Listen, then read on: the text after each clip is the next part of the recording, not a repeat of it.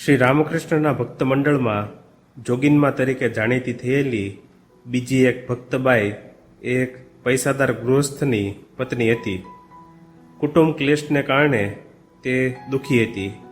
બલરામ બોઝ તેના સગા થતા હતા, એટલે તેના દ્વારા આ સ્ત્રીએ શ્રી રામકૃષ્ણ વિશે સાંભળ્યું. પછી એક દિવસ તે દક્ષિણેશ્વર ગઈ અને શ્રી રામકૃષ્ણને જોઈને તે પોતાનું સઘળું દુઃખ ભૂલી ગઈ. શ્રી રામકૃષ્ણે શ્રી મા શારદામણી દેવી સાથે તેનો પરિચય કરાવ્યો. ત્યાર પછીથી આ મહિલા વારંવાર દક્ષિણેશ્વર આવવા લાગી અને સાધના માર્ગમાં આગળ વધવા લાગી. શ્રી રામકૃષ્ણે ત્યારે ભાખેલું કે આગળ જતા આ બાઈને ઉચ્ચ આધ્યાત્મિક અનુભૂતિઓ થવાની છે અને તેમની વાણી ખરી ઠરી, કારણ કે ઈશ્વરનું ધ્યાન ધરતા ધરતા જોગીનમાં સમાધિમાં મગ્ન થઈ જવા લાગી.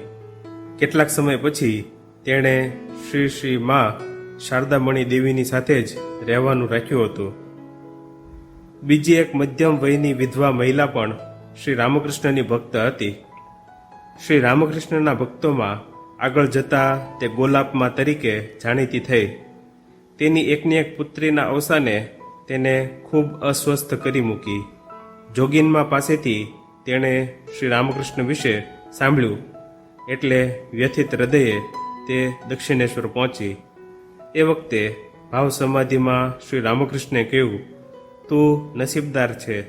આ સંસારમાં જેનું કોઈ નથી તેને સ્વયં ઈશ્વર જ સહાય કરે છે. આ શબ્દોએ એ દુઃખીબાઈમાં નવજીવનનો સંચાર કર્યો. ક્રમે ક્રમે પછી તો શ્રી રામકૃષ્ણની કૃપાથી ગોલાપમાના જીવનની નવી જ દિશા ઉઘડી. ઈશ્વર ભક્તિના સાગરમાં ખૂબ ઊંડે સુધી તેનો સંચાર હતો.